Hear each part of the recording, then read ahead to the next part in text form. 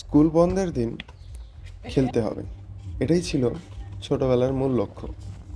এখন সেজন্য বল পাওয়া আরও ছিল কঠিন চ্যালেঞ্জ।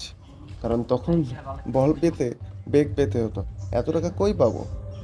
এখন তো অনায়াসেই বল পাওয়া যায়, কিন্তু খেলার মতো সময় আর হয়ে ওঠে না।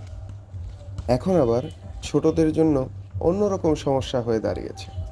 বল পাওয়া যায়, সব কিছু পাওয়া যায়, খেলার মাঠও পাওয়া যায়, কিন্তু পাওয়া যায় না খেলার সাথী। সবাই এখন আধুনিকতার ছোঁয়ায় ব্যস্ত হয়ে পড়েছে মোবাইল ফোনে গেমস খেলতে।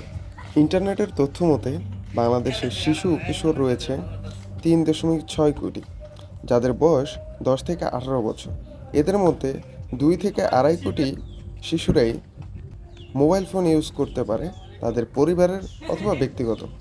ইউনিসেফের একটি রিপোর্ট অনুযায়ী বাংলাদেশের 37% শিশু কিশোররাই ইন্টারনেট ব্যবহার করে থাকে, আর এর মাত্রা প্রতিদিন 3 ঘন্টা, যা কিনা শঙ্কাজনিত।